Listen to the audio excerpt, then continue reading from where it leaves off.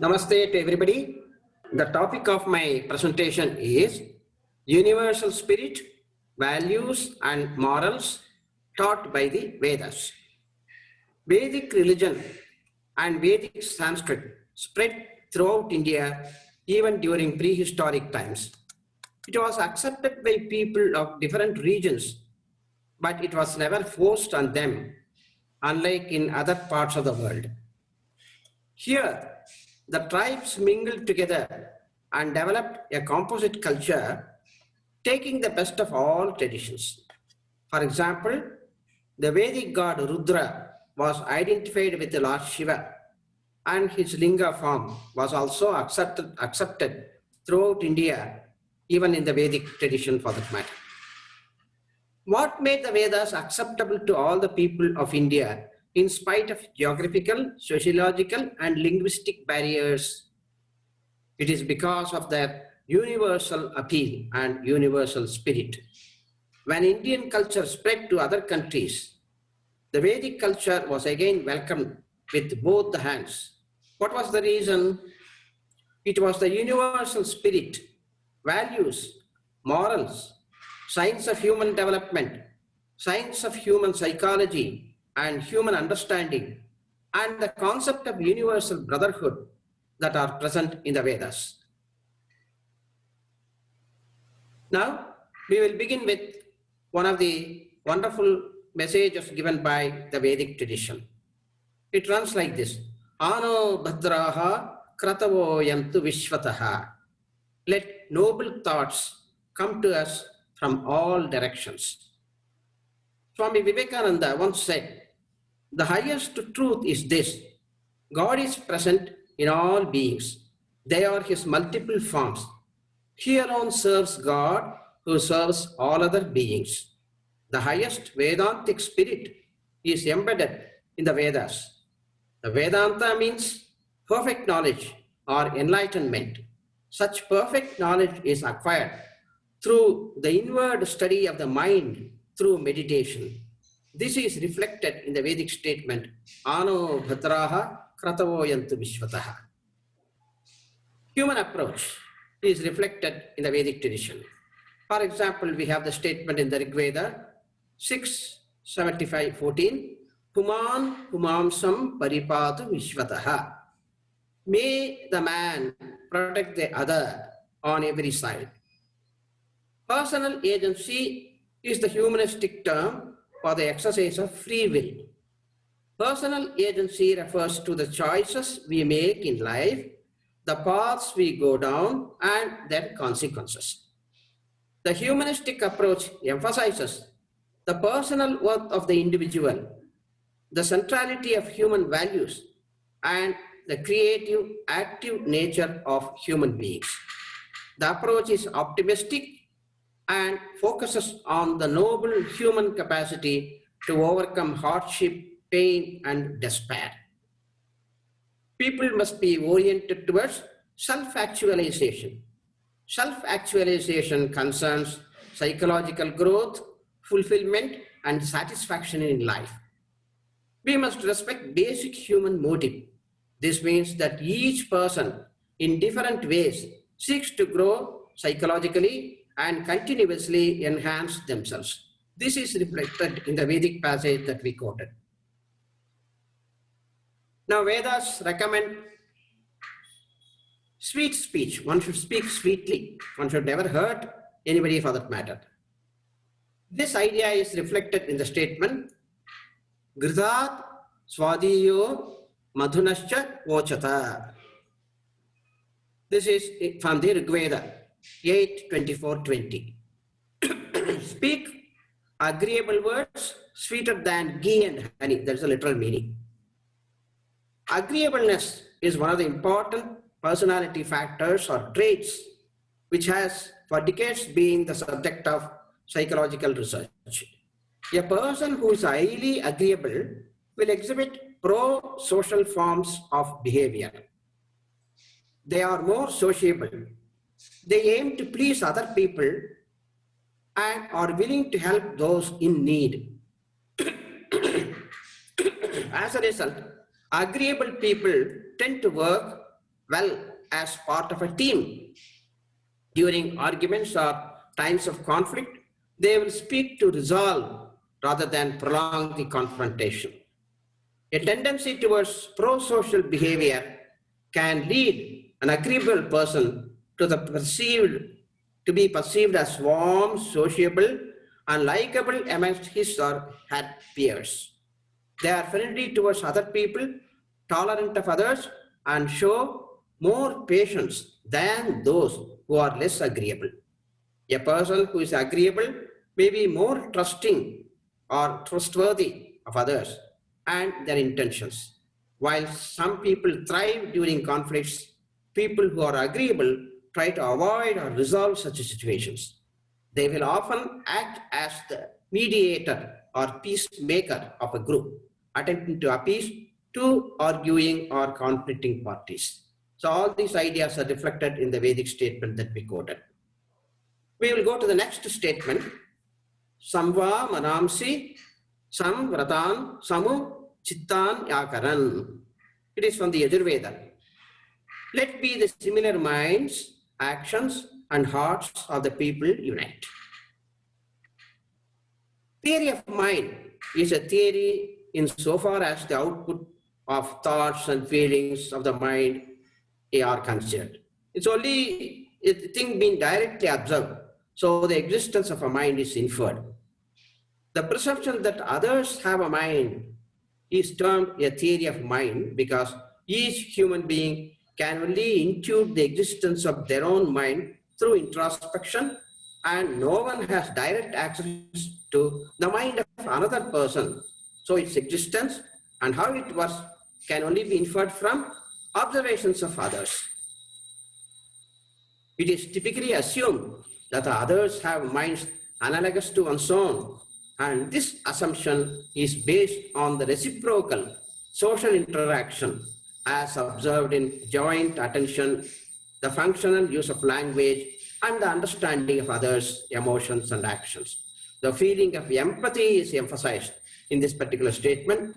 Each one must put oneself in the position of others and understand the feelings of others and act accordingly without wounding the feelings of others.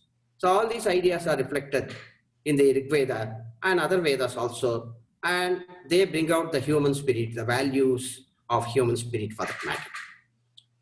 There is another statement from the Atharva Veda which says, Madhumatim vacham vadatu shantivam. Speak sweet and peaceful words. Let us speak always sweet and peaceful words. The words of leading personalities of the world tell us how much peace is important in the world. Peace is not a one-time terminology.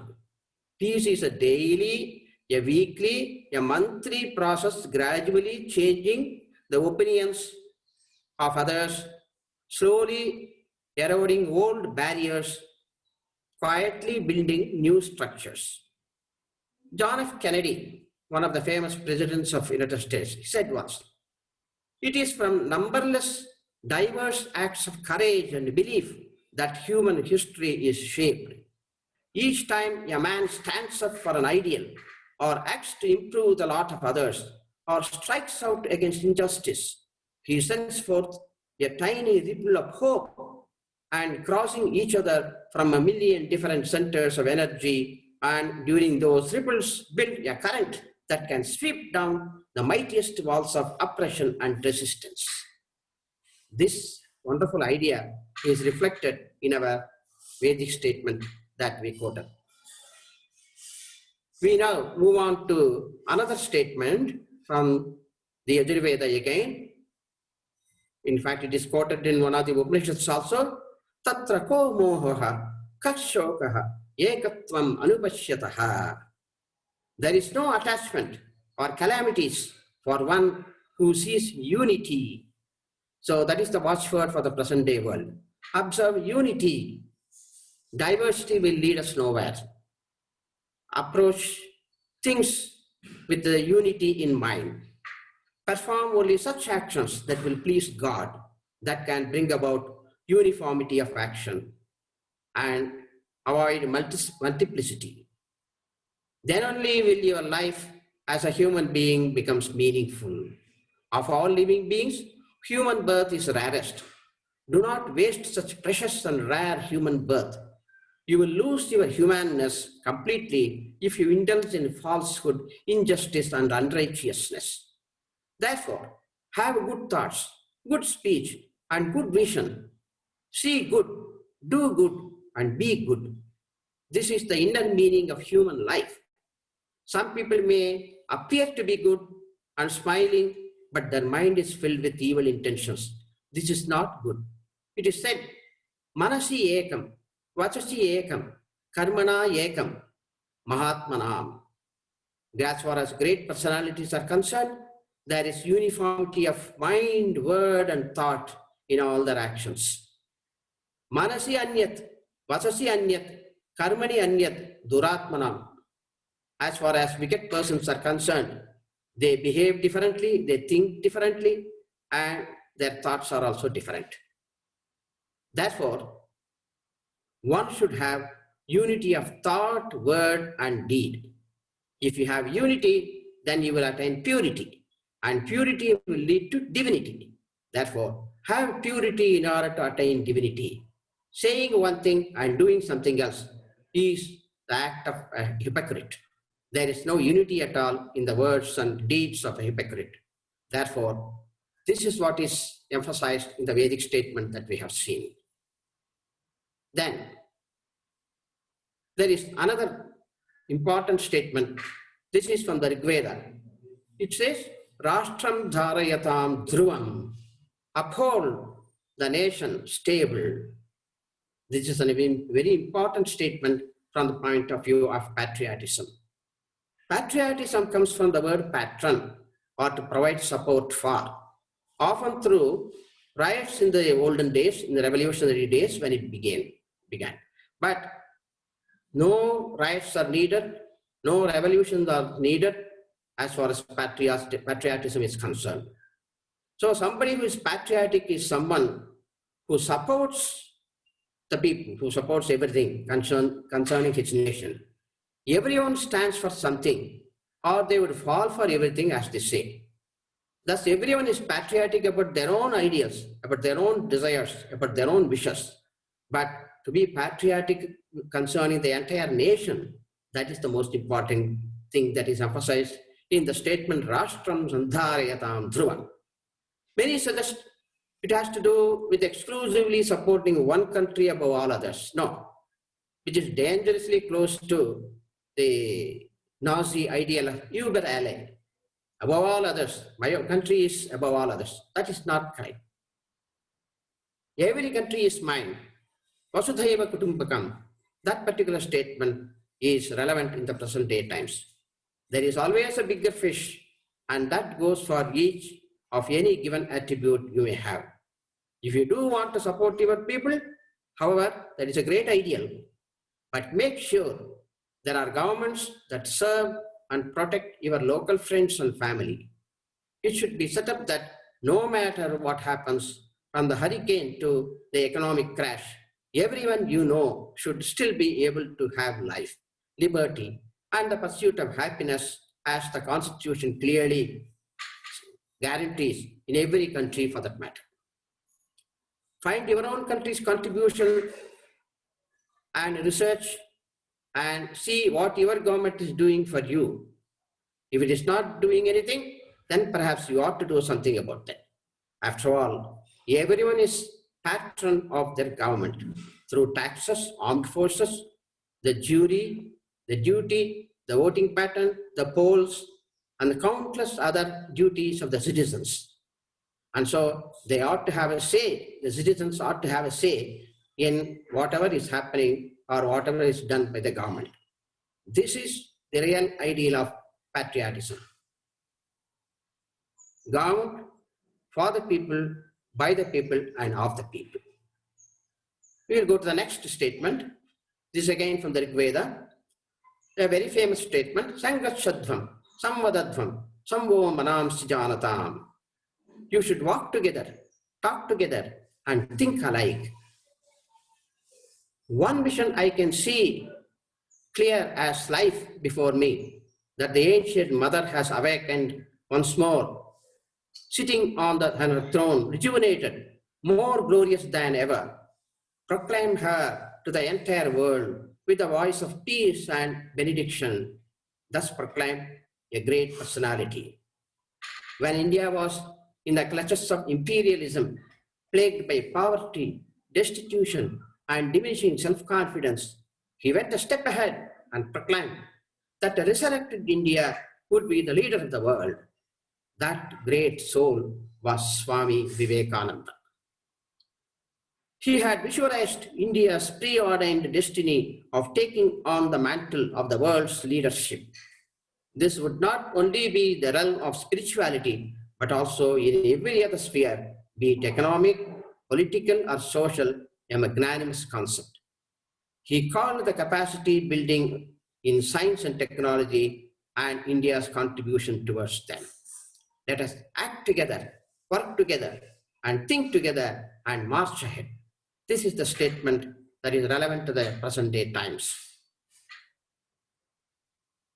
We will go to the next statement, this time from the Atharva Veda, which says, Mata Bhumihi Putroham Prithivyaha. Earth is my mother, and I am the son of her. One who knows that the self overcomes grief, one who knows this particular concept overcomes grief. What can be more universal than this particular prayer? Hence, the Vedas are universal and their teachings are universal. They belong to the whole world. Who is your ultimate caregiver? Who feeds you and ensures that you have everything you need to stay alive in this world? Who is it that even makes life possible? Some people may say it is my loved ones. Others may give credit to their ambition and work. Others may say it is the power they hold, while the more esoteric may give credit to the stars, the moon, and the constellations of our cosmos. Looking closer at the reality of life, going behind our first impressions and our top of the mind agendas, we find that one answer is the same for all of us. While being part of humanity and being a living, breathing human being on the planet Earth, it is she, the Mother Earth, that is our ultimate caregiver. Mother Earth, yes. However detached you are from nature, you can't deny that you need the air that the earth is creating to stay alive. Mother Earth is working day and night to make the oxygen in the sky remain at a certain level so that we may fill our lungs for yet another day of being alive. Neither can we deny that all the nourishes our bodies stems from nature. If we zoom in, it would be wrong to say that it is the earth that is our original leader, our mother. Glory to Mother Earth. That is what our Vedas insist upon. The universe, in the universes, is a true reality of our existence. There is an ocean of life in our seas. There is universe in your eye. There are many layers of illusions engulfing our visions of ourselves and the concept of life. But the one illusion that we cannot and should never deny is that Mother Earth is the essence of our life as human beings and on planet Earth. Let us wake up to the respect that we need to embrace for our home, our caregiver, our basis of life. So let the rain wash away your tears. Let the wind blow your problems away.